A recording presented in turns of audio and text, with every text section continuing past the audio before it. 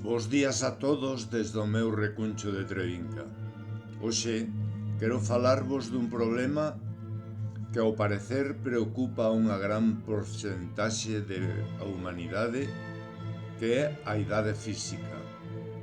O que me convence unha vez máis que a maioría dos seres humanos pensantes non o fan a miúdo, creendo que somos eternos, sen ser conscientes que a nosa estancia neste inmenso universo como humanos é de apenas un instante dentro desa inmensidade, o cal me levou a escribir hoxe o que vos vou ler titulado Idade.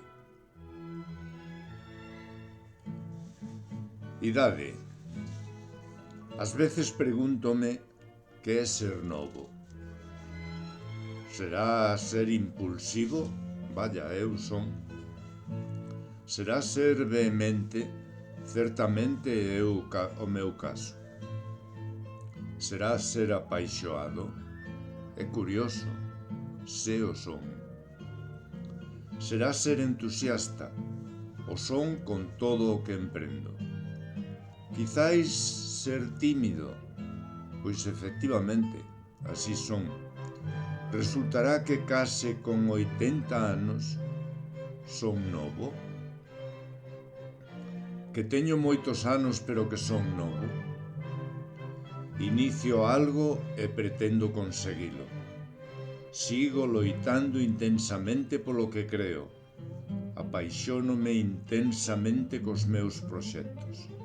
Ilusiónome con calquera das miñas ideas. Aínda avergóñame mostrar os meus logros.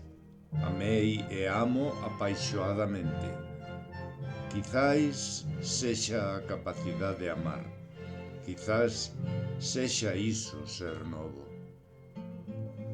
Si o é.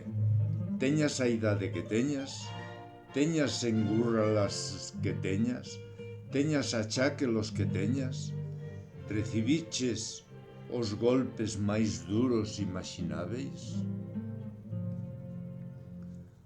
O es, se conseguiches manterte feliz, se a pesar da dureza vivida manteste ergueito, aínda que o destiño decida que sigas o camiño só, se mantés a capacidade de amar.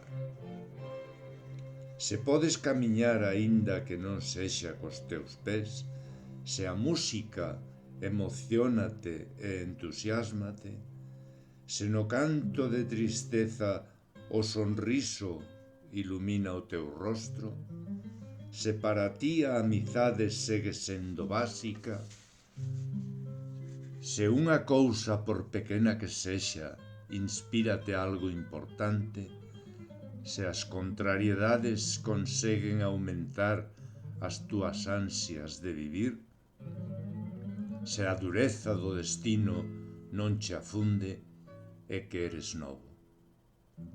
Pero por riba de todo, és novo e o serás mentras poidas pensar.